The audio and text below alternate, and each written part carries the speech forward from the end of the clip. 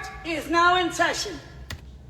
Ladies and gentlemen, welcome on this beautiful evening of Monday, November 11th. It is Veterans Day. And before I get started, I wanted to say to all those veterans out there, past, present, and those in the future, I want to say thank you for all the commitments and sacrifices that you have done for us in protecting our country and keeping our country safe. As a grandson of a Marine who served, my grandfather served in the Vietnam War for 2 years for the Marines, I want to say from the bottom of my heart, Len, thank you very much for dedicating your time to us here as a great nation. Anyways, with that being said, hello everybody. Welcome to Season 2, Episode 4 of the PCBC, the Pennsylvania College Basketball Court. I am your honorary judge, Noah Smithbauer, reporting to you live from my house here in Slippery Rock, Pennsylvania. Once again, we are here to do some recaps for the first time this season. I finally get to do more than 2 games for recaps. Thank goodness. So, buckle in. We have 34 games to cover in a decent amount of time. The last 2 episodes have been over an hour and 20 minutes. Hopefully that will not take us long. So let's get this party started underway. So the first game we start off with is the team right up here in my top corner. There we go. The IUP Crimson Hawks. They started their regular season against Glenville State, the pioneers of the Mountain East Conference. So, what was the first game to bring for this new IUP Crimson Hawks team that unfortunately was dealing with some injuries coming into this game? Dallas Diller did not play, unfortunately, due to a torn ACL, still recovering from that from last December. A couple other players that were injured, Alfonso Pickens Jr. and Denzel Casablanca also did not play in this weekend's tournament. Well, not tournament, but 2-game set in Kanawha County in Charleston, West Virginia. So the first game against Glenville State, it ended up being a really close game. For the first half, not so much, but it did turn out to be a really close game. In the first half, Glenville State led 43-35 over IUP. Second half, the Crimson Hawks actually had a lead at one point in the second half after being down by double digits for the majority of the game. They outscored Glenville State 35-29. However, Glenville State hit a crucial 3 with about 20 seconds left in the second half. Glenville State held on to win 72-70 over IUP. But the good news is the freshmen look absolutely promising and a team that I think is going to be dangerous as soon as this year. And I think this team's going to be a contender as soon as next year. Maybe this year. We'll see. Time will tell. But for IUP, their top scorer was freshman Tyler Grove, the freshman from Erie, Pennsylvania, and grad of McDowell High School, home of the Trojans.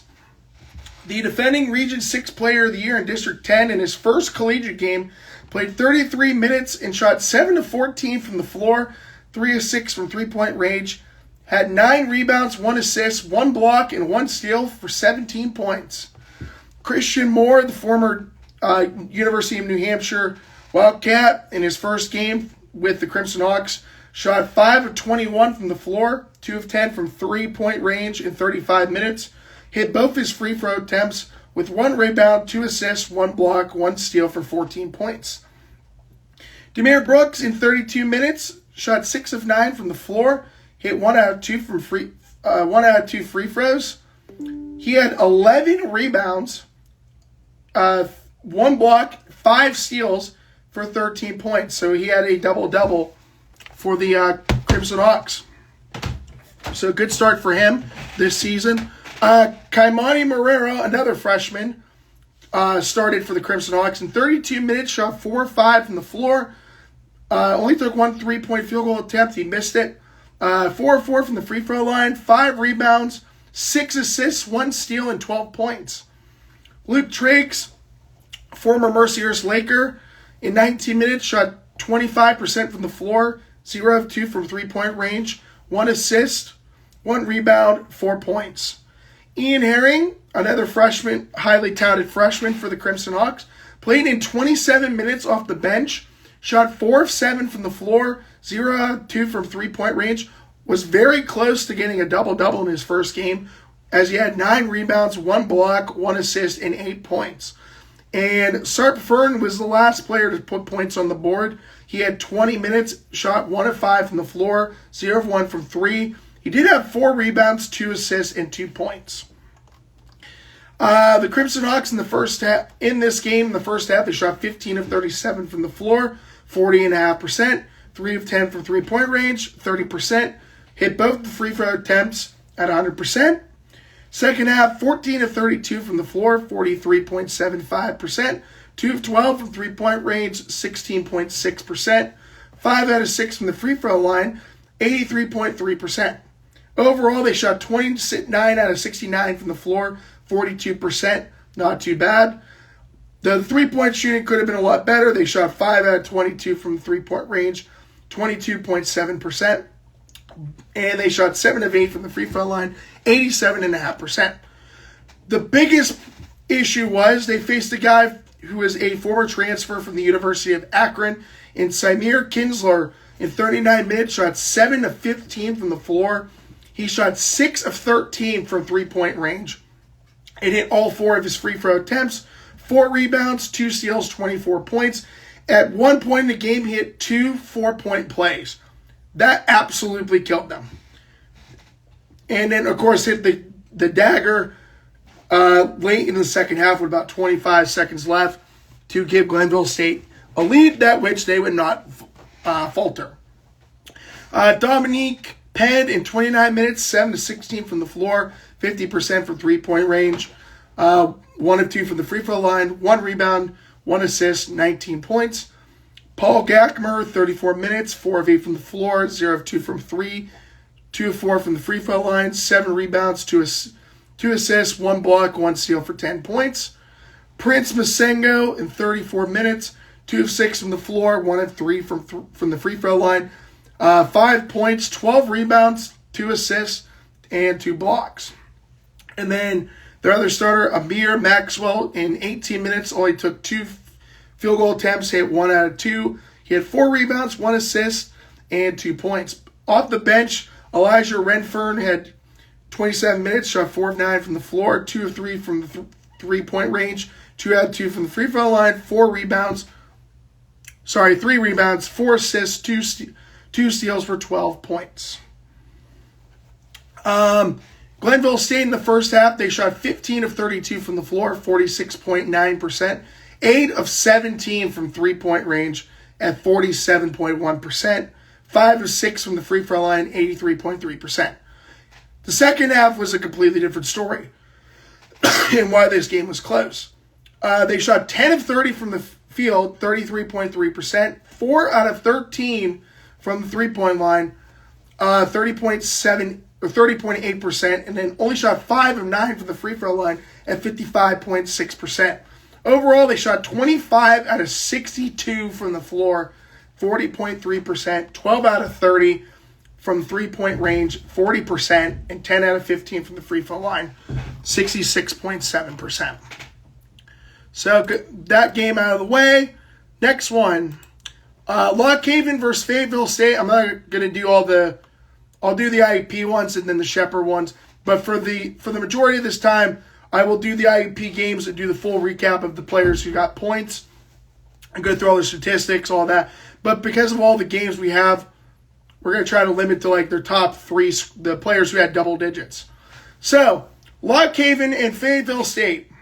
Lock Haven was outscored by Fayetteville State 45-29 in the first half, and they were also outscored in the second half 42-37.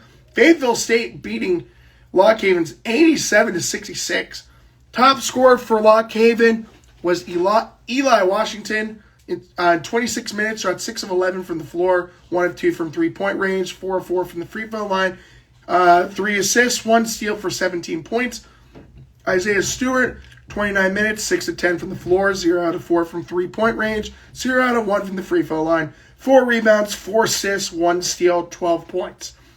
And Kevin Coleman off the bench in 21 minutes, shot 4 of 9 from the floor, 0 out of 1 from three-point range, 2 out of 2 from the free throw line. He was actually close to a double-double off the bench. He had 9 rebounds and 10 points. Lockhaven, they shot 11 out of 29 from the floor in the first half, 37.9%. Only 1 of 13 from three-point range, 6 of 9 from the free throw line. Second half was a little bit better. 15 out of 37 from the floor, 40.5%. 3 of 14 from three-point range, 21.4%. And 4 out of 7 for the free throw line. Overall, Lockhaven shot 39.4% from the floor, 14.8% from 3, and only 62.5% from the free throw line. Fayetteville State, they had 2 players with 20-plus points. Tyrell Fletcher was their number 1 scorer in 32 minutes. He shot 10 of 18 from the floor, 4 out of 5 from three-point range, 6 rebounds, 1 steal for 24 points. Caleb Simmons, in 33 minutes, 70% from the floor, 0 out of 2 from three-point range, 8 of 8 from the free throw line. Almost had a double-double. He had 9 rebounds, 2 assists, 2 steals, 22 points. And Ezekiel Kennedy, in 33 minutes, 5 of 17 from the floor, 3 out of 10 from three-point range, 2 rebounds, 2 assists, 1 steal for 13 points. The Broncos shot 45.95% from the floor in the first half, 33.3% from the three-point range, and hit 6 out of 6 from the free throw line. Second half, they shot 55.2% from the floor, 40% from 3, and hit, again, 6 out of 6 from the free throw line. They shot 50% from the floor, 36% from 3, and hit 12 out of 12, or 100% of their free throws. So good for the Broncos, and they get their first win of the season. Next one, Virginia Union against Pitt Johnstown. So the Panthers, team that we saw a couple years ago in the round of the 32 in the Atlantic Region semifinals. For Virginia Union, they only had 2 guys in double digits, and their top scorer was Taj Harding. In 27 minutes, shot 6 of 14 from the floor, 2 out of 5 from three-point range, 2 out of 2 from the free throw line, 3 rebounds, 1 assist, 1 block, 2 steals for 16 points. And Che Evans, 22 minutes, 5 of 6 from the floor, 4 out of 4 from three-point range, 4 rebounds, 1 steal, 1 block, 14 points. The Panthers shot 51.4% from the floor in the first half, 50% from three-point range, and only had 1 free throw attempt in the first half and missed and did not convert on it successfully. In the second half, they shot 47.8% from the floor, 33% from three-point range, and shot 14 of 18 from the free throw line. Overall, they shot 50% from the floor, 43.8% from three-point range, and 73.7% from the free throw line. For the Mountain Cats, they had 1 guy score double digits, and that was Jay Rose. 25 minutes, 6 of 11 from the floor, 5 of 8 from three-point range, 7 rebounds, 3 assists, 1 steal for 17 points. The Pitt Johnstown in the first half shot 41.9% from the floor, 45.5% from three-point range, 83% from the free throw line. Second half, not so much. They shot 25% from the floor, 27.3% from three-point range, and 71.4% from the free throw line. Overall, they shot 33.9% from the floor, 36.4% from 3, and just under 77% from the free throw line.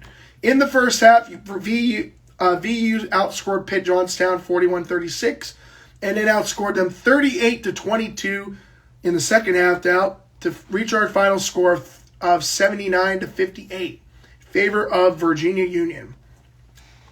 Next game, Shepherd against Winston-Salem State. So their top score, so in the first half, Shepherd outscored them 40-25.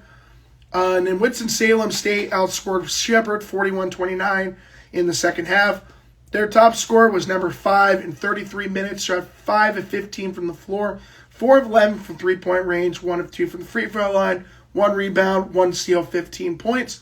Wesley Tubbs in 31 minutes shot 4 of 15 from the floor, 2 of 6 from three-point range, and 4 out of 4 from the free throw line. He had 7 rebounds, 2 steals for 14 points. And then number 1, named not listed as well, 26 minutes, 4 of 9 from the floor, 1 of 3 from three-point range, 1 of 2 from the free throw line, 2 rebounds, 1 assist for 10 points.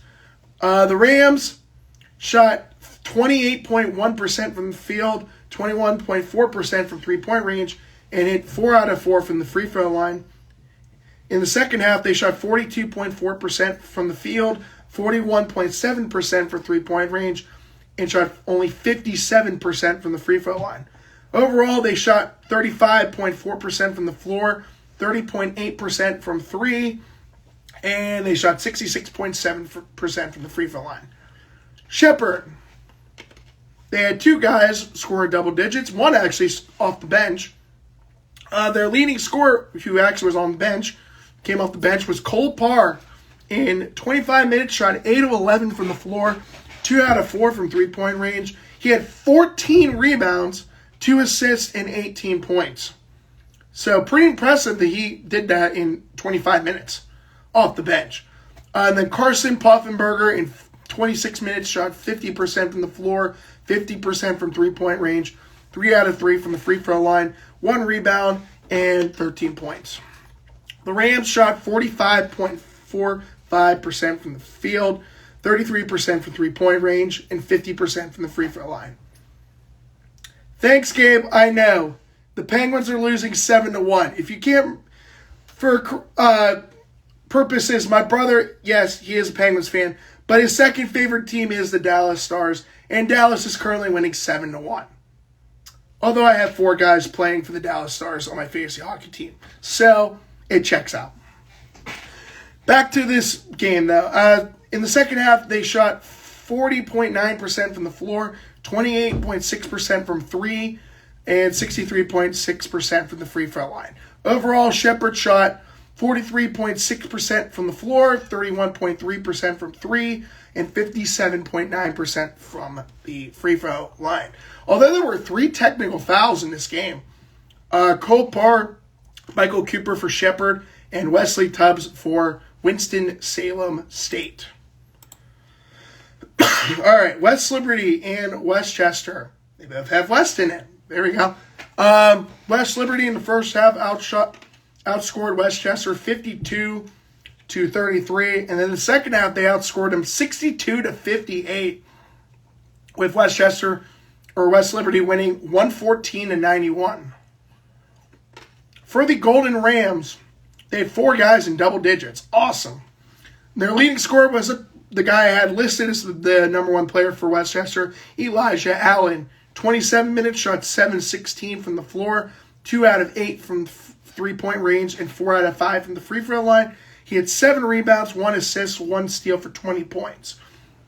Devontae Dennis, 19 minutes, shot 6 of 7 from the floor, 2 of 2 from the free throw line, 6 rebounds, 1 assist, 2 steals for 14 points. Celine Payne off the bench in 21 minutes, shot 5 of 10 from the floor, had 1 free point attempt that he did not successfully convert. 2 of 4 from the free throw line, 3 rebounds, 3 assists, 2 steals, 12 points. Nick Sforano, 13 minutes, shot 60% from the floor, 60% from 3, and 60% from the free throw line. 2 rebounds, 1 assist for 12 points. The Golden Rams shot 31.6% from the floor in the first half, 25% from 3, and 60% from the free throw line. Second half, they shot 42.2% from the floor, 23.1% from 3, and 81% from the free throw line. Overall, they shot 37.3% from the floor, 24% from 3, and 74.2% from the free throw line. West Liberty, the Hilltoppers, they had 7 players in double digits. So they had the guys who had double digits, they scored 109 out of 114 points. We start with Kyler DiAugustino. In 29 minutes, shot 10 of 17 from the floor, 3 of 8 from three-point range, and 2 of 6 from the free throw line. He had 2 rebounds, 3 assists, 1 block, 3 steals for 25 points. Dante Spadafora in 27 minutes, shot 33% from the floor, 40% from three-point range, 10 of 11 from the free throw line, 4 rebounds, 5 assists, and 4 steals for 16 points. Lank Schuler in 22 minutes shot 5 of 7 from the floor, 5 of 7 from the free throw line, 1 rebound, 3 assists, and 3 steals for 15 points. Finley Woodward, who was recently named the Mountain East Conference Player of the Week today. In the first game, he had 29 minutes, 75% from the floor, 2 of 4 from from the free throw line, 10 rebounds, 8 assists, and 3 steals for 14 points. So he was close to a triple-double. Impressive.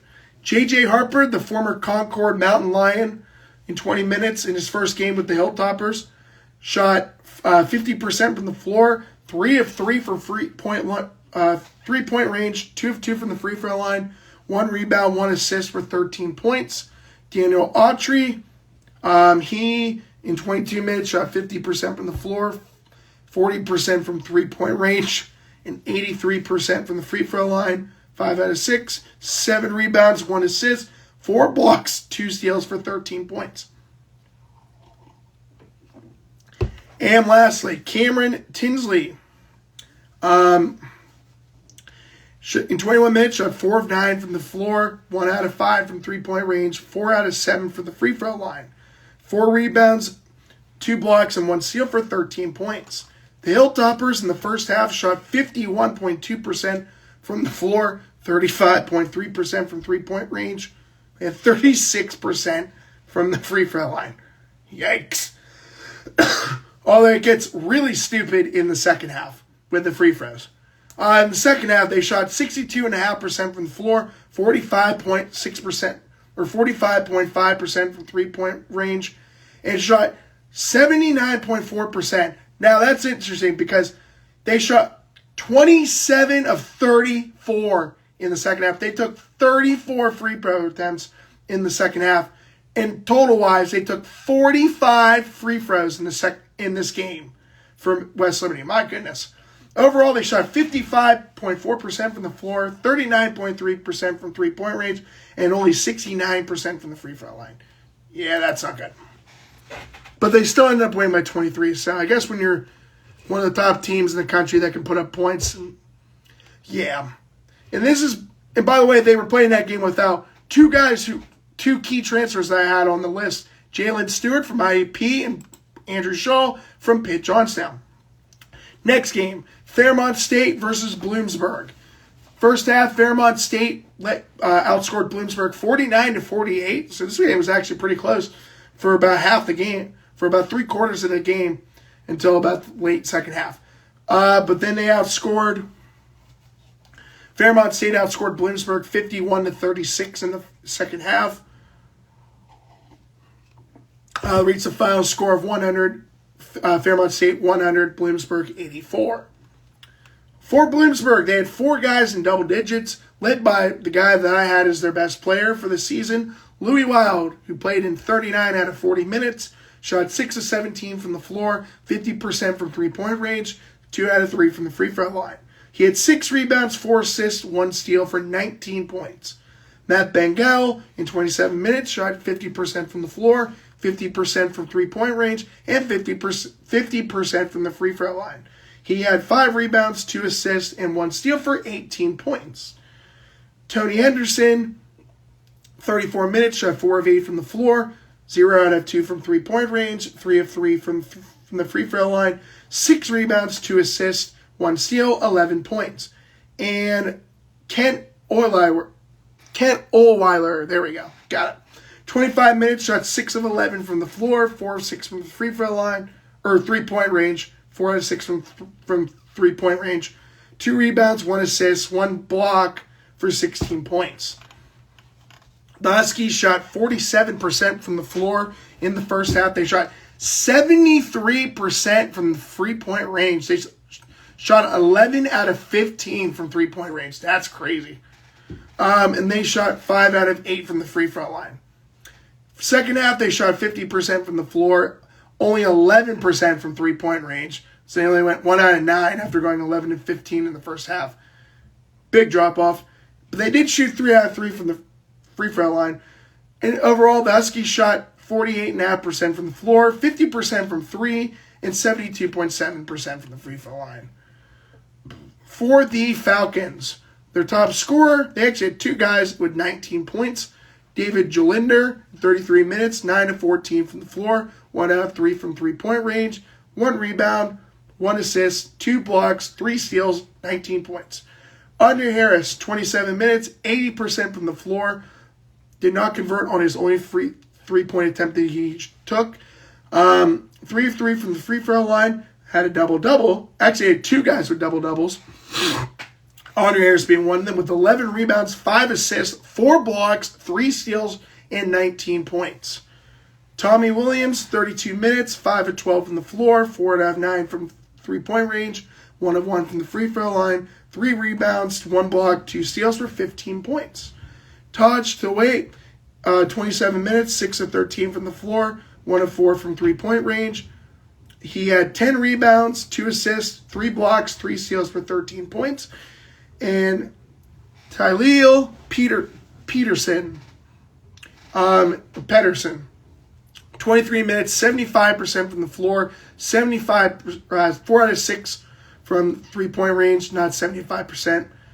This is why I'm not good at math, ladies and gentlemen. 2 out of 2 from the free throw line, 3 rebounds, 4 assists, 1 block, and 3 steals for 18 points.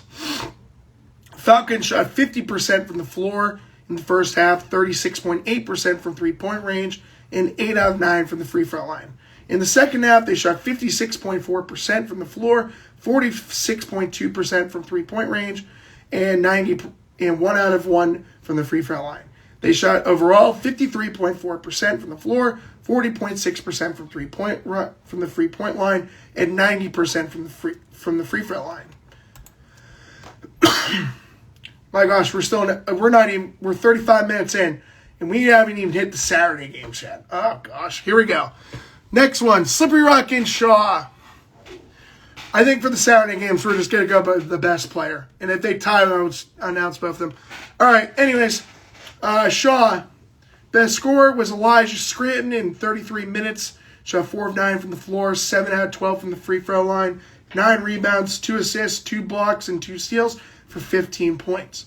Dravion Scott, 34 minutes, 5 of 17 from the floor, 2 of 8 from three-point range, 0 out of 1 from the free throw line, 9 rebounds, 2 assists, 1 steal for 12 points. And Darius Abraham, 16 minutes off the bench, 4 of 12 from the floor, 3 out of 10 from three-point range, and 2 out of 2 from the free throw line. Had 1 rebound, 3 steals for 13 points. Shaw shot 28.1% from the floor in the first half, 37.5% from three-point range, and 50% from the free throw line. Second half, 43.6% from the floor. They went 0 out of 10 in the second half from three-point range, 0%. 12 out of 17 from the free throw line. Overall, they shot 36.6% from the floor, 23.1% from three-point range, and 16 out of 25 from the floor, free throw line, 64%. Slippery Rock, they had 3 guys, and 2 of them with 25 points. Yeah, I knew Maceo Austin and Nye Cursor were just resting for this game. Called that one. Anyways, Slippery Rock, Jomo Goings, number 1 scorer in 39 minutes, shot 5 of 17 from the floor, but had 16 free throw attempts, and hit all 16 free throws attempts. He had 14 rebounds, 1 assist, 3 blocks, and 5 steals for 26 points. Maceo Austin in 34 minutes, 8 of 15 from the floor, 9 out of 10 from the free throw line, 0 out of 3 from three-point range. Jomo Goings was 0 out of 7 from three-point range, so they still cannot hit threes, even with that scrimmage game against Syracuse. I guess that was no fluke. But anyways, Maceo Austin, 9 rebounds, 3 assists, 4 steals for 25 points. And my main man, Ike Kirster, 29 minutes, shot 33% from the floor, 1 out of 5 from three-point range. So he actually had the only three-point field goal attempt to successfully go in for Slippery Rock. He did go 6 of 6 from the free throw line and had 15 points with 5 rebounds. And yeah, he had 15 points. Overall, you thought West Liberty was bad. Good Lord, I just saw this. First half, 25% from the floor. They went 0 out of 12 in the first half from three-point range. 12 out of 14 from the free throw line now, so 85.7%. Second half, 40% from the field. 1 out of 9 from three-point range. Goodness gracious. 11%. It went 34 for 36 from the free throw line. 94.4%. Overall, they shot 32.1% from the floor. 4.8% from three-point range. 1 out of 21. I think that's a new record. Oh, I need to calm down. Woo! I'm on a roll. And they took 50 free throw attempts. 50. Good Lord, you thought that makes Gannon look insane last year. They shot 46 out of 50 from the free throw line. 92%. Goodness gracious. They did 2 technical fouls occurred in this game. Ty outlawed for shot. And my poor man, I cursed her at a technical foul. Boo. Oh man, that was painful. All right, big game. Finally, we get to the big game. Thank goodness. California, we was ranked number 6 in the country against the Charleston Golden Eagles, who were ranked number 11 in the country. So, for Cal, top scorer was Cam Polak. Actually, had 2 guys with 27 points. Cam Polak in 49 minutes. Yes, this game went into double overtime. So, this game definitely lived up to the hype. Polak shot 9 of 18 from the floor, 4 out of 9 from three-point range, 5 of 5 from the free throw line, 1 rebound, 1 assist, 1 steal for 27 points. Keith Palak III, 45 minutes, shot 8 of 24 from the floor, 2 out of 6 from three-point range, and 9 of 11 from free throw line. Had 10 rebounds, 2 assists, and 1 block for 27 points. Donald Whitehead Jr. in 50 minutes, so he played the full game. Wow, good for him. Good for him and Cam Polak and Keith Palak for putting up those minutes. And Bryson Lucas, too. But Donald Whitehead Jr. in 6 of 14 from the floor, 3 of 7 from three-point range, and 5 of 6 from the free throw line. Had 2 rebounds, 9 assists, and 3 steals for 20 points. And Bryson Lucas, the defending PSAC West Defensive Player of the Year, in 42 minutes, shot 7 of 13 from the floor, 2 of 7 from three-point range. Had 8 rebounds, 5 assists, 1 block, and 4 steals for 16 points. Jordan Buchanan off the bench in 30 minutes. Shot 3 of 5 from the floor, 1 of 2 from three-point range, and 7 of 8 from the free throw line, 5 rebounds, and 14 points. The Vulcans in the first half shot 42.4% from the floor. Excuse me. 26.7% from three-point range, 72.7% from the free throw line.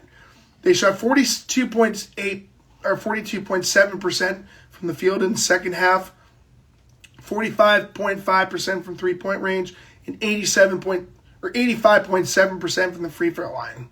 Overall, they shot 46.3% from the floor, 37.5% from three-point range, and 83.9% from the free throw line. Charleston, Dwayne Jones, 47 minutes, shot 11 of 19 from the floor, 2 out of 6 from three-point range, 2 out of 3 from the free throw line, 7 rebounds, 5 assists for 26 points. CJ Meredith, 46 minutes, 8 of 11 from the floor, 50% from three-point range, 7 of 7 from the free throw line. 4 rebounds, 1 assist, 3 blocks for 26 points. Obina Ugasaki. Love that name. Oh, wait. Aguakazi. There we go. Aguakazi. 42 minutes, shot 40% from the floor, 0 out of 2 from three-point range, 4 of 6 from the free throw line. 9 rebounds, 2 assists, 1 block, 2 steals for 12 points. Trevor Barrett, 40 minutes, shot 4-13 from the floor, 1 out of 4 from three-point range, 2 out of 3 from the free throw line. 5 rebounds, 4 assists, 1 block for 11 points. And Matthew Shelton, 34 minutes, 6 of 12 from the floor, 3 of 8 from three-point range, and 2 of 2 from the free throw line. 7 rebounds, and 17 points. Charleston in the first half shot 51.5% from the field, 46.7% from three-point range, and 0 out of 1 from the free throw line. Second half, 46.2% from the floor, 0 out of 8 from three-point range, 0%, and shot 16 of 17 from the second half, 94.1% from the free throw line. Overall, they shot 50% from the floor, 30% from the three-point range, and 81.8% from the free throw line. In the first half, Charleston outscored California 41-40. Second half, California outscored Charleston 41-40. They tied in the first overtime with 13 points each, and then Cal outscored Charleston in the second overtime 18-9. With the final score being 112-103. That was definitely the game of the year so far. Actually, it might have been the game of the weekend. All right, next one. We're almost there for the Friday games. Gosh, this is taking forever so far. Well, actually, not too bad, but don't worry. Saturday and Sunday games, I'm definitely trimming this down immediately. So, Clarion and Bowie State. This was a 1-point game. One of the closest games of the weekend.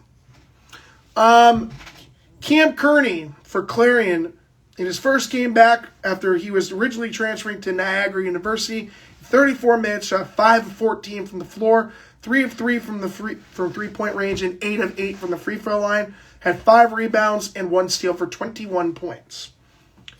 Gavin Cote in 28 minutes shot 4 of 12 from the floor, 2 of 7 from three-point range, 2 of 2 from the free throw line, 2 rebounds, and 12 points. Jeremy Thomas II, former Cal Vulcan, 24 minutes, shot 5 of 13 from the floor, 2 of 2 from the free throw line. Had a double-double with 13 rebounds, 5 assists, 1 block for 12 points. And Justice Easter in 22 minutes off the bench, shot 4-4 from the floor, hit both his three-point attempts and hit both of his three-pointers and free throw attempts. He had 5 rebounds, 3 assists, 1 block, and 4 steals for 12 points. Clarion, they shot overall in the first half 34.4% from the floor, 60% from three-point range, and 91.7% from the free throw line. In the second half, they shot 41.2% from the floor, 50% from three-point range, and 100%, 6 out of 6 from the free throw line. Overall, they shot 37.9% from the floor, 55% from three-point range, and 94.4% from the free throw line. Bowie State, the Bulldogs. Mari Winbush was their number 1 scorer. He, in 27 minutes, shot 4 of 8 from the floor, 0 out of 2 from three-point range, 12 of 16 from the free throw line, had 4 rebounds, 3 assists, 2 blocks, and 2 steals for 20 points. Elijah Davis, in 34 minutes, shot 7 of 14 from the floor, 33% from three-point range, and 66% from the free throw line, 4 rebounds, 2 assists, and 5 steals with 19 points. And Kevon Corley, 15 minutes, shot 80% from the floor, 1 of 1 from three-point range, and 1 of 2 from the free throw line. He had 5 rebounds, 2 assists, a block, and a steal with 10 points. Bulldogs in the first half shot 53.6% from the floor, 22% from three-point range, and 60% from the free throw line. In the second half, they shot 42.3% from the floor, 16.7% from three-point range, 1 out of 6, and 71.4% from the free throw line. Overall, the Bulldogs shot 48.1% from the floor, 20% from three-point range, and 64.7% from the free throw line. And they had 2 technical fouls in this game. Gannon versus Virginia State. I'm sorry. Wait, hold on. Clarion and Bowie State. Back to that with the first half. Bowie State in the first half outscored Clarion 44-39. Clarion in the second half outscored Bowie State 39-33. Final score 78-77 in favor of the Golden Eagles. Now Gannon and Virginia State. There we go. Okay. So after an 0-2 start, the Gannon Knights, actually, spoiler alert, they actually picked up 2 wins over the weekend. Ernest Shelton for the Golden Knights, Ernest Shelton scored in 31 minutes, shot 7-17 from the floor, 2 of 9 from three-point range, and 1 out of 2 from the free throw line. 4 rebounds, 1 assist, 1 steal for 17 points.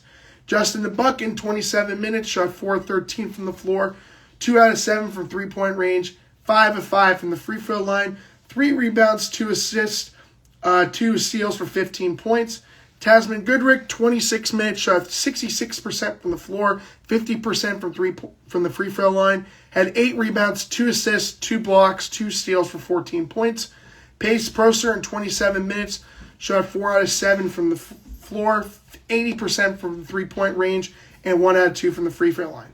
8 rebounds, 5 assists, 1 block, and 2 steals for 13 points. Mason Kemp, 17 minutes, shot 66% from the floor, 60% from the free throw line, 3 rebounds, and 5 steals and 11 points. Lane Sarver in 9 minutes, shot 66% from the floor, 60% from three-point range, 1 rebound, and 11 points. Golden Knights of Gannon shot 44.7% from the floor, 43.8% from three-point range, and 55.6% from the free throw line. A lot different from last year. That's what happens when you lose 75% of your players in the transfer portal. Anyways, second half, they shot 40% from the floor, 28.6% from the three-point range, and 64.7% from the free throw line. Overall, Gannon shot 42.5% from the floor, 36.7% from the three-point range, and 61.5% from the free throw line.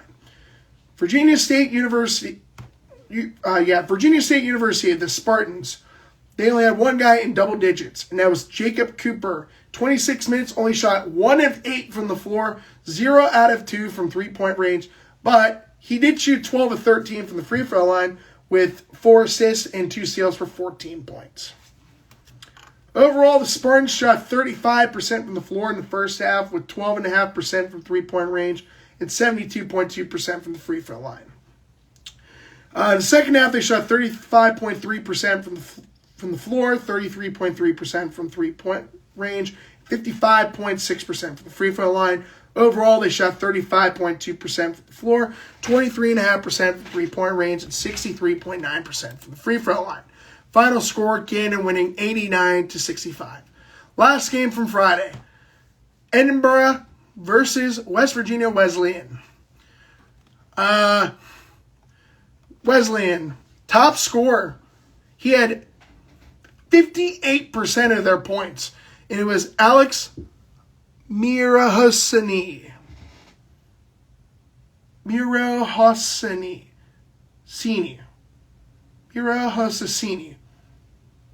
going with that. 35 minutes, shot 10 of 21 from the floor, 2 of 6 from three-point range, and 70% from the free throw line. He had 4 rebounds, 2 assists for 29 points. Overall, I think they're called the Bobcats. West Virginia Wesleyan, the Bobcats, they shot 34.6% from the floor, 40% from three-point range, and 4 out of 4 from the free throw line. In the second half, they shot 38.5% from the floor, 1 out of 10 from three-point range, 10%, and 42.9% from the free throw line. Overall, they shot 36.5% from the floor, 25% from three-point range, 63.6% from the free throw line. The Fighting Scots, their number 1 scorer was Senker Evren, Turkish dude. 35 minutes, shot 7 of 12 from the floor, 80% from the free throw line. Had a very impressive double-double with 15 rebounds, 3 assists, 1 block for 22 points. Former Golden Eagle of Clarion University, Steve Kelly, in his first game with Edinburgh, in 29 minutes, shot 40% from the floor, 25% from three-point range, and 1 of 1 from the free throw line, with 2 rebounds, 3 assists, 1 steal for 10 points. And Ryan Lajovic, in 31 minutes, shot 5 of 8 from the floor, 2 of 5 from three-point range, 7 rebounds, 2 assists, 4 steals for 12 points. The Fighting Scots shot 40% in the first half from the floor, 28.6% from the free throw line, 75% from the free throw, 28.6% from three-point range, 75% from the free throw line. Second half, 40.6% from the field, 28.6% from the free throw from three-point range, and 70% from the free throw line. Overall, they shot 40.3% from the floor, 28.6% from the free-point range, and 71.4% from the free throw line. All right, good. That took long enough. Unfortunately, I'm not doing this for the full Saturday game because we got 17 games to cover. So buckle in. We're going with the top scorer. How did they shoot? First game. California versus Glenville State. Top scorer for Cal was Donald Whitehead Jr. in 36 minutes. Shot 8 of 14 from the floor, 6 of 9 from three-point range, and 4-4 from the free throw line with 2 rebounds, 2 assists, and scored 26 points. Bryson Lucas had a double-double with 12 points and 13 rebounds. So I will add that there. They shot 41.9% from the floor in the first half, 35.3% from three-point range, 81.8% from the free throw line. Second half, they shot 50% from the floor, 41.7% from three-point range, and 10 out of 10 from the free throw line.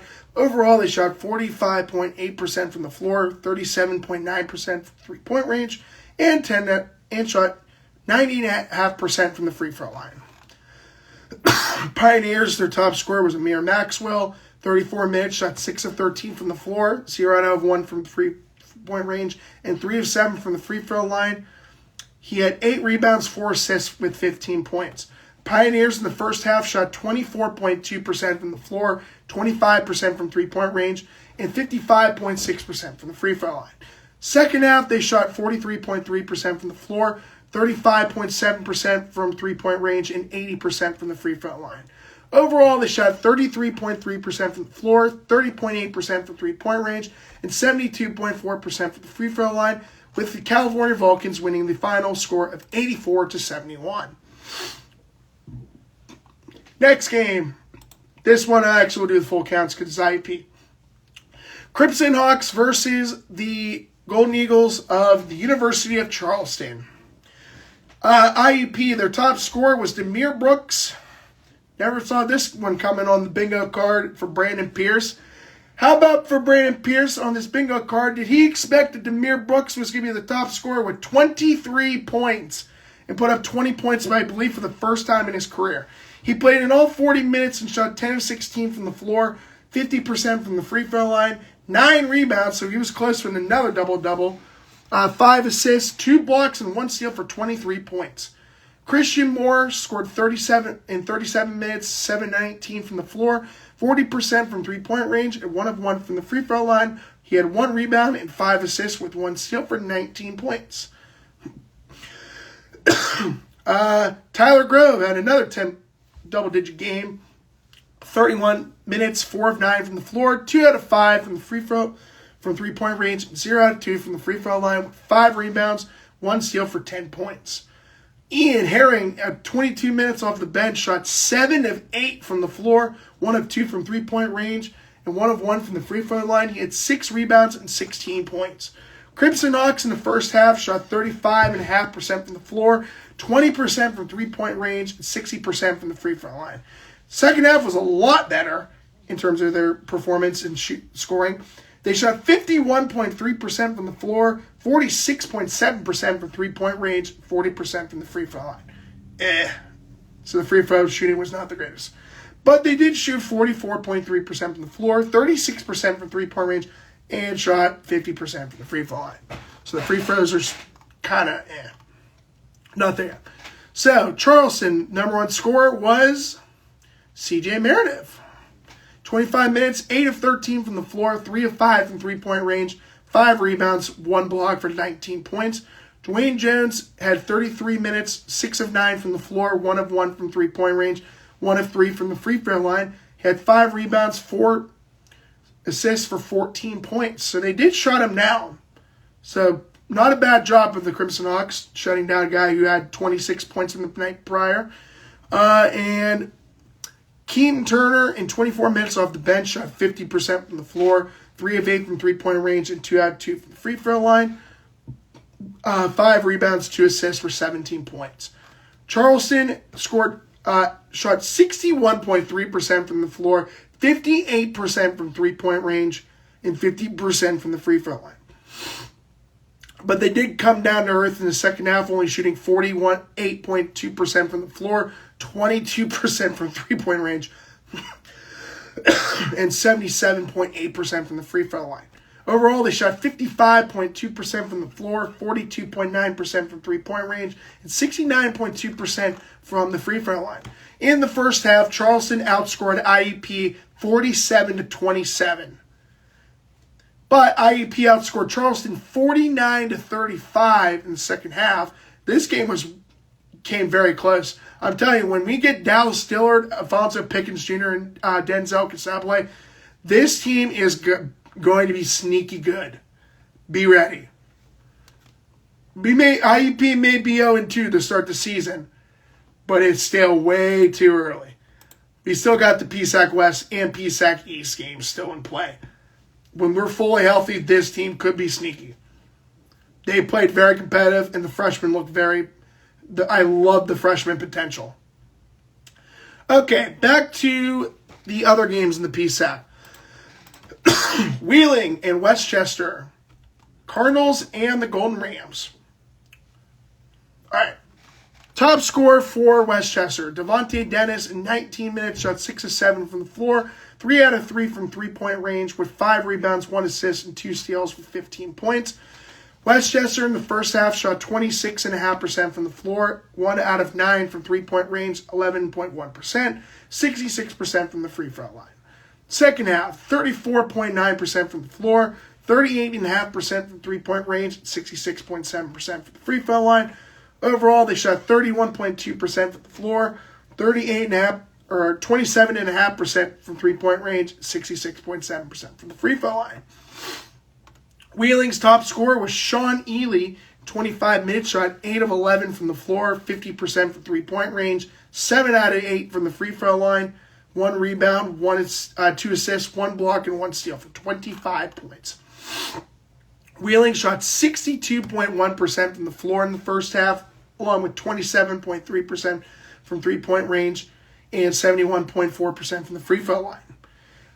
In the second half, they shot 37.5% from the floor, 30.8% from three-point range, and 85% from the free throw line. Overall, they shot 50.9% from the floor, 29.2% from three-point range, and 79.4% from the free throw line. Thank you, babe, for staying with me with this one. Trust me. I'm trying to get through these games as best as I can. Bear with me. Next one, Shepherd and Virginia State. Top scorer for Shepherd, it was a guy who came off the bench, Cole Parr, in 19 minutes, shot 60% from the floor, 50% from three-point range, and 3 of 8 from the free throw line, had 2 rebounds and 10 points. The Rams did not have a good game in this one. They shot 24% from the floor in the first half, 8.3% from three-point range, and 66.7% from the free throw line. Second half, they shot 32% from the floor, 18.2% from three-point range, and 45% from the free throw line. Overall, they shot 28% from the floor. That's abysmal. 13% from three-point range, 3 out of 23, also abysmal.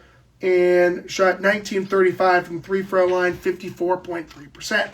Virginia State's top scorer was Jared White, 24 minutes, shot 5 of 11 from the floor, 50% from three-point range, 2 out of 2 from the free throw line, 4 rebounds, 1 assist, 1 steal for 15 points. The Spartans shot 57.7% from the field in the first half, with 50% from three-point range and 90% from the free throw line. In the second half, they shot 55.6% from the field, 53.9% from three-point range, and 33% from the free throw line, only going 1 out of 3. In the second half, they shot 56.5% from the floor, 52% from three-point range, 76.9% from the free throw line. Pitt, Georgetown, and Shaw. UPJ, their top scorer was, actually they had two guys with 13 points. Oh, wait, correction, that's Shaw. Oh, get out of here. I don't want to read this. What the heck? Get out of here. All right, there we go. Sorry. Shaw, they had two guys with 13 points. Jalen Bandy and D. Barnes. Barnes in 22 minutes, 5 of 8 from the floor, 3 of 6 from the free throw line, 1 rebound, 2 assists, 1 steal with 13 points. Jalen Bandy in 16 minutes off the bench, 4 of 5 from the floor, 75% from three-point range, 2 of 2 from the free throw line. He had 1 rebound, 1 steal, 13 points. Shaw shot 41% from the floor in the first half, 40% from three-point range, 66.7% from the free throw line. Second half, 37.8% from the floor, 37.5% from the three-point range, 63.2% from the free throw line. Overall, they shot 39.5% from the floor, 38.9% from three-point range, and 64% from the free throw line. UPJ, their top scorer was Jay Rose again. He had 10 of 17 from the floor in 33 minutes, shot 4 of 8 from three-point range and 7 of 8 from the free throw line, had a double-double with 11 rebounds and 31 points. Overall, the Mountain Cats in the first half shot 46.2% from the field, 42.9% from three-point range, and 66.7% from the free throw line. Second half, they shot 44.4% from the field, 20% from three-point range, and 76.7% from the free throw line. Overall, they shot 45.5% from the floor, 36.8% from three-point range, and 75.8% from the free throw line. Millersville, in its first game of the season, taking on Claflin of the CIAA. Claflin, their top scorer in this game was Marlon Pratt Jr. in 33 minutes, shot 7 of 18 from the floor, 2 of 7 from three-point range with 3 rebounds, 2 assists for 16 points. Claflin shot in the first half 32.4% from the field, 18.8% from three-point range, and 0 out of 2 from the free throw line. In the second half, they shot 51.4% from the floor, 35.7% from three-point range, and 0 out of 1 from the free throw line. Overall, they shot 41.9% from the floor, 26.7% from three-point range, and 0 out of 3 from the free throw line. That is a good old-fashioned 0%. For the Marauders, their top scorer was the guy they have ranked as the number 1 player for Millersville this season. That is Drew Stover. Although I will mention Montreal Cooper had a 16-13 double-double. 16 points with 13 rebounds, double-double. Drew Stover in 32 minutes shot 8 of 11 from the floor, 80% from the free throw line, and 0 out of 1 from three-point range.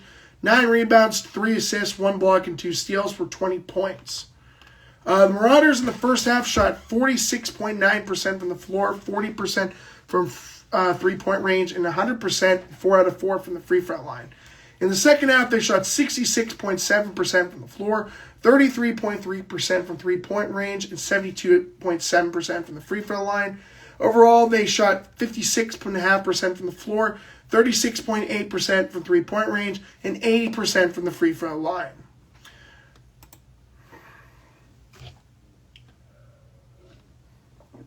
Okay. Actually, I forgot to write down my numbers. 25.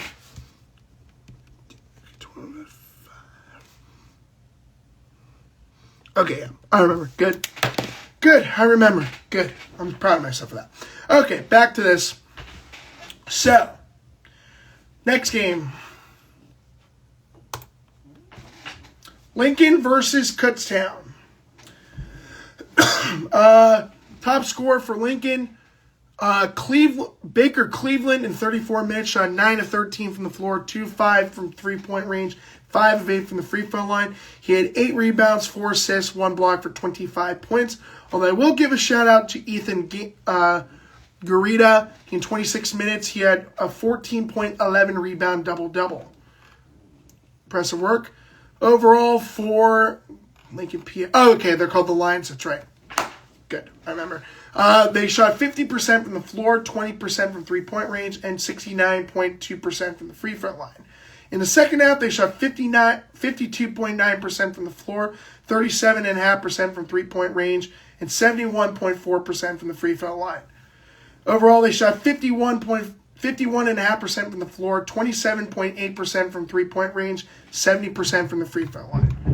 Kutztown Bears, their top scorer was Jalen Bryant, who I had not put as their number one player. I had Amir Cunningham as their top player. But Jalen Bryant in 35 minutes shot 7 of 17 from the floor, 60% from three-point range, and 11 out of 12 from the free throw line. He had 1 rebound, 2 assists, and 2 steals for 28 points.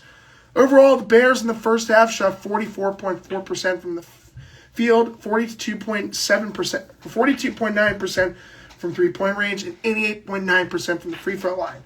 In the second half, they shot 35.7% from the floor, 0 out of 4 from three-point range, 12 out of 17 from the free throw line, 70.6%. Overall, the Bears shot 40% from the floor, 33.3% from the field, or three-point range, and 80% from the free throw line, with Lincoln winning 87-78. And then Millersville beating Claflin 89-70. Pitt Johnstown was 92-83. And then Virginia State won 93-50. I forgot to go back to those games and mention the scores. So this is the third straight episode. We're over an hour. Goodness gracious. All right. And we're halfway there. Good. Wait, no. Oh, you're going to kid me. All right. Gannon and Fayetteville State. Gannon winning 101-74. Top scorer for Winston-Salem was Micah Jones, 32 minutes, 5 of 11 from the floor, 3 of 6 from three-point range, 5 of 6 from the free throw line. He had 1 assist with 18 points. The Rams shot 40% in the first half from the floor, 71.4% from the three-point range, and 65% from the free throw line. Second half, they shot 34.4% from the field, 27.3% from three-point range, 78.6% from the free throw line. Overall, they shot 36.8% from the floor, 44.4% from the three-point range, 70.6% from the free throw line. Gannon's top scorer was again Ernest Shelton in 26 minutes, 50% from the floor, 50% from three-point range, with 2 rebounds, 3 assists, and 2 steals for 19 points. Although I will give a shout out to Tasman Goodrick, the Aussie boy, with in 24 minutes had a 18.16 rebound double-double. Golden Knights in the first half, they shot 43.6% from the floor, 38.9% from the three-point range, and 66.7% from the free throw line. Second half, they shot 56.4% from the floor, 47.1% from three-point range, and 40% from the free throw line. Overall, they shot 50% from the floor, 42.9% from three-point range, and 57.1% from the free throw line.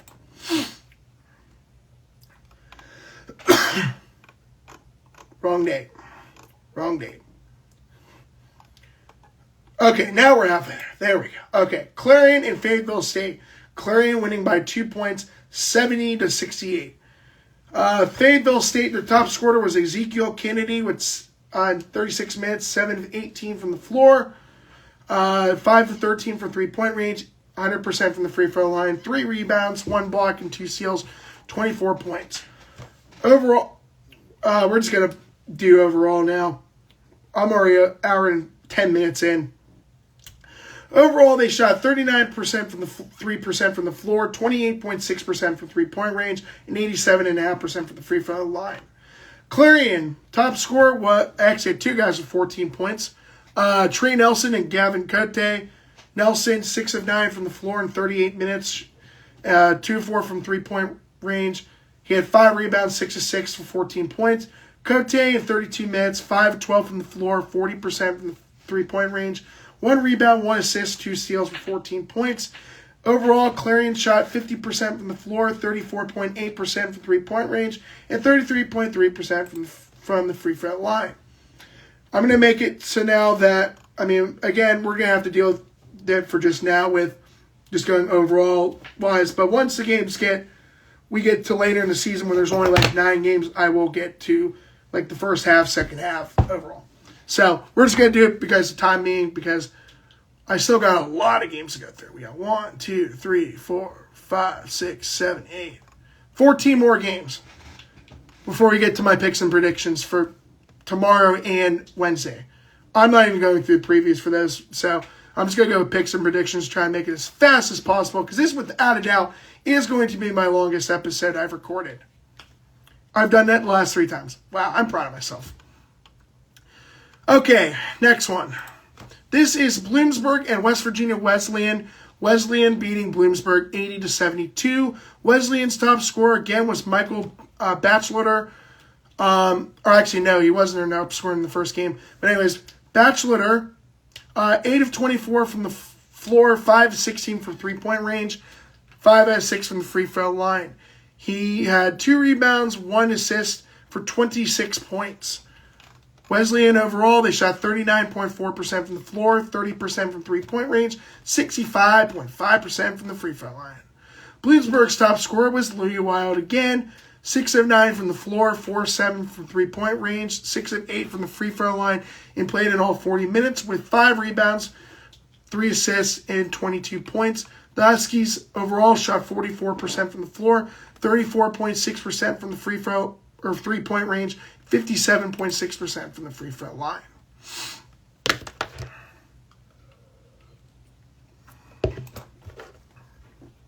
Frostburg State winning against Shippensburg. Next game, Frostburg State winning 74-68.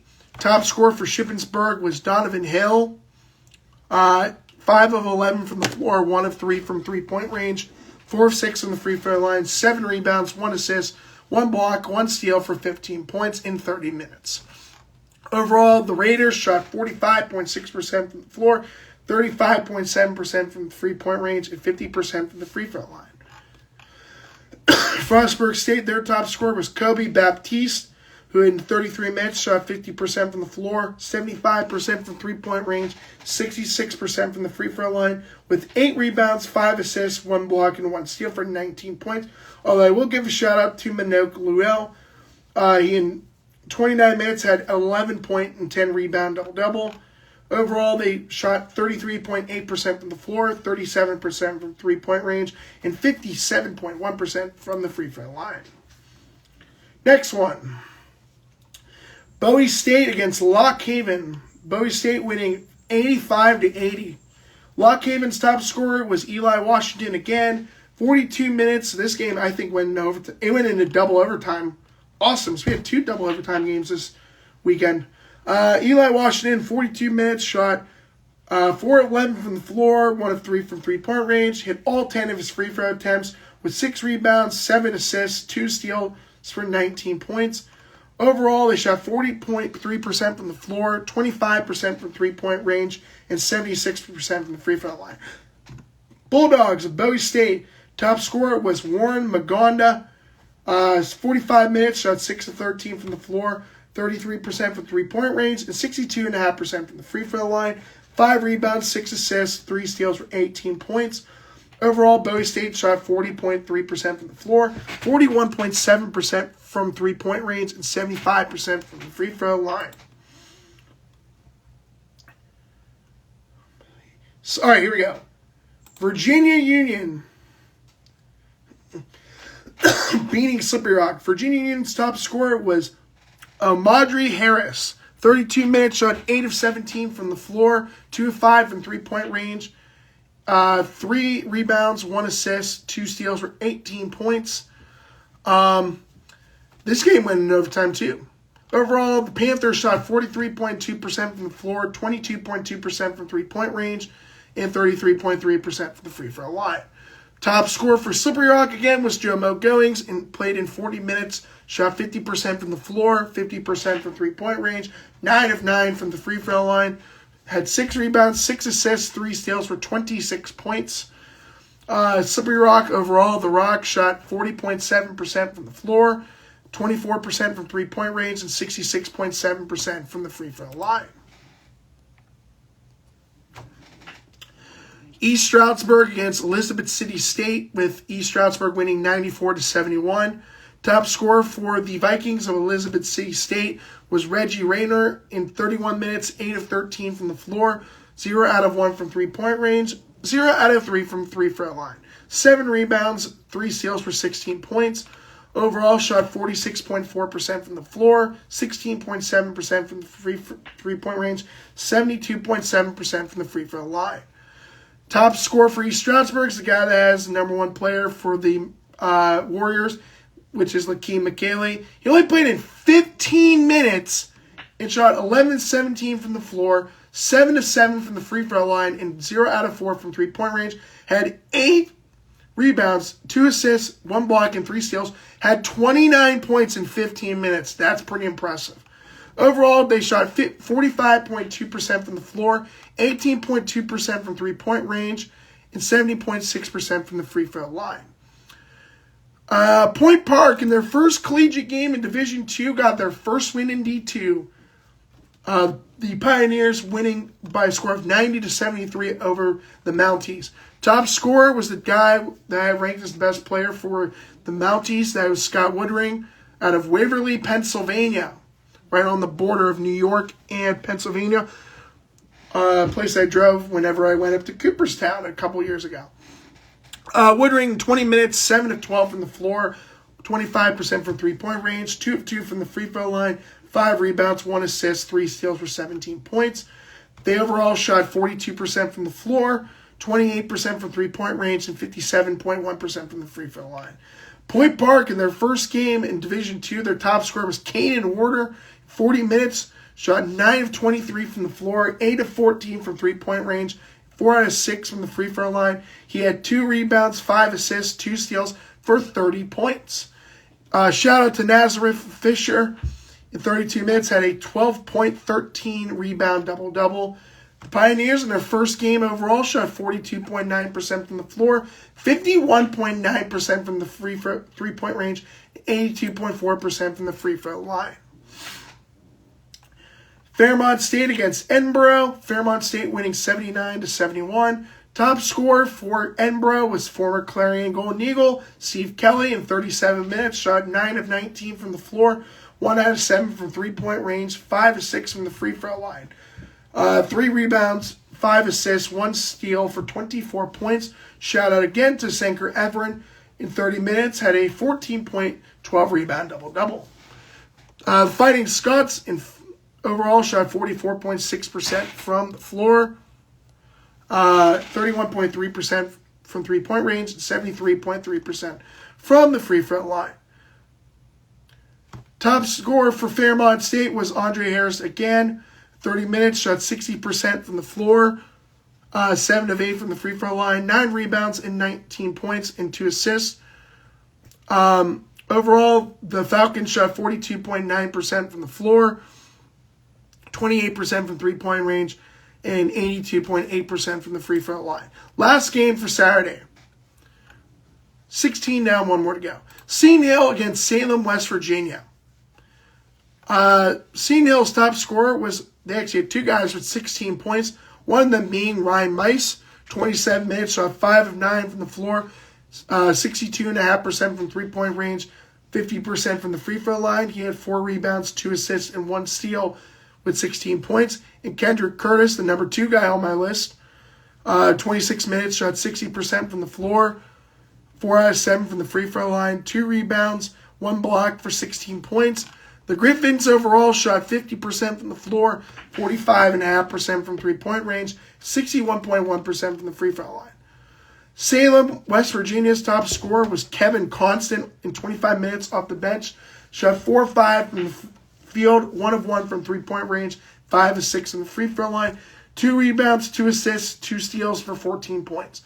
Overall, they shot 31.1% from the floor, 23.1% from the field, and 58.8% from the free throw line. 6 games left to go. Frostburg State against Shippensburg. So we moved to Sunday, November 10th, yesterday. Salem, West Virginia, scoring 107 points to Shippensburg's 91. Their top scorer for Shippensburg was the guy I have as the best player, Marcus Frank, in 32 minutes. Shot 13 of 17 from the floor, 6 of 9 from the free throw line. He had 8 rebounds, 2 assists, 1 steal for 32 points.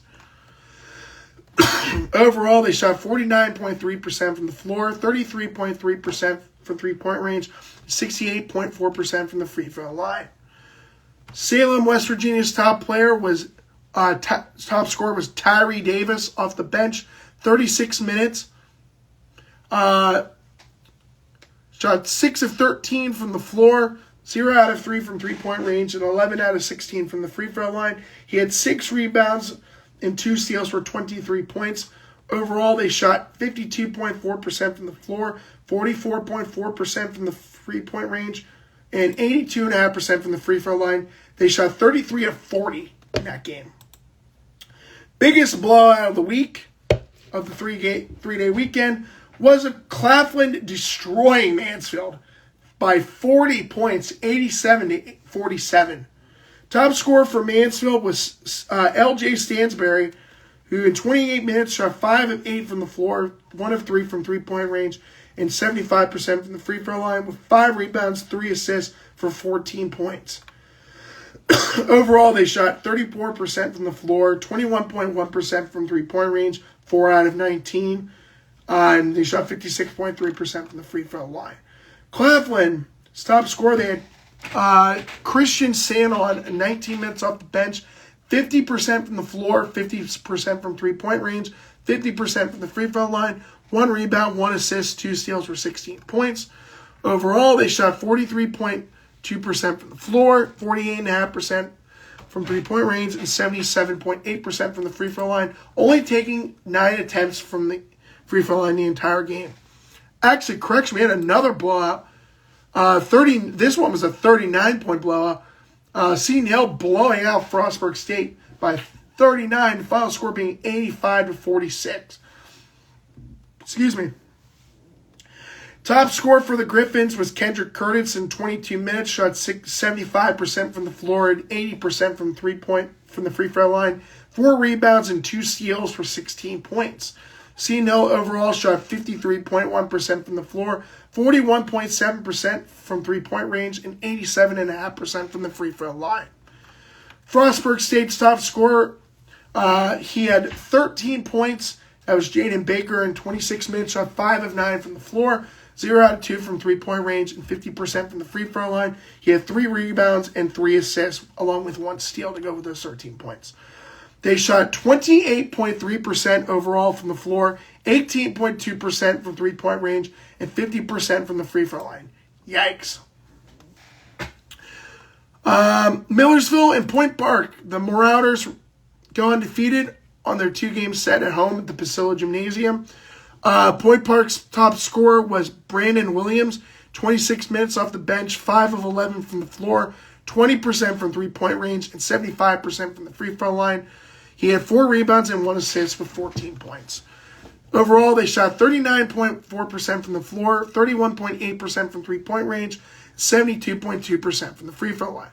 Top scorer again was Drew Stover from Millersville. He shot 9 of 11 from the floor and 100%, 2 out of 2 from the three-point range. He had 4 rebounds and 1 assist, along with 3 blocks, 1 steal for 20 points. Overall, they shot 54.3% from the floor, 29.4% from three-point range, and 82.4% from the free throw line. Elizabeth City State beating Kutztown by a score of 81-58. Top scorer for Kutztown was my dude with the number who I had at number 1 for Kutztown, Amir Cunningham. 31 minutes, 4 of 8 from the floor, 0 out of 2 from three-point range, and 5 out of 7 from the free throw line. He had 6 rebounds and 5 assists with 1 block for 13 points. The Bears overall shot 31.6% from the field, 22.2% from the three-point range, 64.3% from the free throw line. The Vikings, their top scorer was Michael Eads Jr., 29 minutes, 66.6% from the floor, 5 out of 7 from three-point range. He had 3 rebounds, 2 assists, 1 block, and 1 steal for 25 points. Overall, Elizabeth City State shot 49.3% from the floor, 36% from three-point range, and 66.7% from the free throw line. All right, this is the last game. Good. East Stroudsburg against Lincoln. East Stroudsburg winning 88-68. Top scorer for Lincoln was Baker Cleveland again. 28 minutes, 6 of 11 from the floor, 3 out of 3 from three-point range, and 75% from the free throw line. He had a 21-point, 10-rebound double-double, along with 3 rebounds, 2 blocks, and 2 steals. Overall, the Lions shot 47.2% from the floor, 27.3% from three-point range, and 62.5% from the free throw line. Top scorer for East Stroudsburg, once again, was Lakeem McGinley. Within 22 minutes, shot 8 of 14 from the floor, 2 out of 6 from three-point range, and 5 out of 6 from the free throw line. He had 2 rebounds, 2 assists, 1 block, and 4 steals for 23 points. The Warriors overall shot 47.6% from the floor, 34.6% from three-point range, and 73.1% from the free throw line. That is 34 games gone through in an hour and 28 minutes. Woo! All right, good. Now, previews, picks, and predictions. Let's get this over with, so I can wave this goodbye. So Friday overall went 6-5. Saturday was my best performance, going 12 out of 17. So I went 6-5 on Friday, 12-5 on Saturday, and went 3-3 yesterday. Overall, to start the season, 14 losses and 22. So 22-14 to start the season. Could be worse. 61.1% of the games I've picked correct so far. Now, we have 12 games to talk about over the next 2 games. 2 days, not 2 games. 2 days. Luckily, there's only 1 game tomorrow. There's 11 on Wednesday. So with the schedule I have it being tonight, I will go over these games on Thursday with the preview for Friday, going to the Friday, Saturday, and Sunday games. And then we'll resume back, should be back to normal with the Monday games, and the Wednesday, then Friday. Should be good. Actually, I might have to do Monday, Wednesday, Friday in a couple weeks. So, we'll see. I'll post it. Anyways, let's get this over with. Because this is easily my longest episode I've ever done. And the last 3 episodes have been over an hour and 20 minutes. This one's going to be the first one over 90 minutes. Anyways, tomorrow's first and only game for tomorrow is Mansfield. The Mounties are 0-2, taking on Penn State Schuylkill. They are 0-1. I am picking Mansfield on this one. Then we get to the Wednesday game. So there's a 4 o'clock game on Wednesday. That is Millersville, who is 2-0, taking on Goldie Beacom, who is 1-1. I am picking Millersville on this one. 2 games at 5. First one being Davis and Elkins, the Presidents, who are 1-1. Gannon, who is 2-2. I'm picking Gannon on this game. Next one, Roberts Wesleyan, who is 1-1 as well, taking on 2-0 Clarion. I'm keeping the hype on this one. I'm picking Clarion on that one. Next one, this is a PSAC game. I think this is the only PSAC game we have. The earliest PSAC matchup this season. That is Seton Hill, who is 2-0, taking on 0-2 Bloomsburg. I'm keeping the hype going with Seton Hill. They're going to be going to 3-0 because I got Seton Hill on this one. Next one. So all the other games, we got 4 games at 7. Frostburg State, who is 1-1, taking on 1-1 Shepherd. I have Shepherd on that game. Edinburgh versus Dieuville University, located in Buffalo, New York. I have Edinburgh on this one, although Dieuville could possibly sneak out of there with a win. Next game, Slippery Rock. They are 1-1, I think. I thought they were 1-1. What was that thought? Yes. I don't know why I thought they were 2-0. I wrote that wrong. Darn it. So yes, Slippery Rock is 1-1. They're taking on 1-1 Wheeling University, the Cardinals in Wheeling, West Virginia. I have Slippery Rock winning that game. Next one is California, Pennsylvania, who is still ranked number 6 at this time until they update the rankings, which will most likely be next week. They travel to Lamont Furnace, Pennsylvania to take on Penn State Fayette County. The Penn State Fayette, who is 0-1. I easily have Cal winning that game. I think they'll be fine. Next game is Jefferson, who is 2-0, taking on 0-2 Kutztown. I have to see 1 second. I might actually change my prediction on this one. I originally was going to have Kutztown on this game, but I might switch it to Jefferson depending on who they played. You know what? Screw it. Give me Jefferson to win this one. I think Kutztown is that bad. Watch me be wrong and Kutztown somehow wins that game. And the Jefferson-Kutztown game, that's a 7th. How did I miss that game? Okay. Oh, no. I'm sorry. I wrote that at the wrong time. Because I thought that said 7 at first. Okay, so we're good. It's just different, wrong slot. 7:30. Shippensburg against Wilmington. I actually have Wilmington winning this game. Wilmington's 1-1, Shippensburg being 0-2. And finally, with Wednesday, we got Pitt Johnstown. This is an 8 o'clock game. They're taking on Penn State Greater Allegheny. PSGA is 0-2, and UPJ is 1-1. Give me the Mountain Cats to win this game. So, with that being said, that is going to finally end this 90-plus minute episode of the PCBC. Be on the lookout for episode 5 to be coming out on Thursday. So the plan is episode 5 will be on Thursday. Excuse me. So yeah, episode 5 will be released. Actually, I could release it on Friday. You know what? Let's do it. So, episode 5 is going to be released on Friday, since we have a 6 o'clock game. Episode 6, I'm going to do for Monday.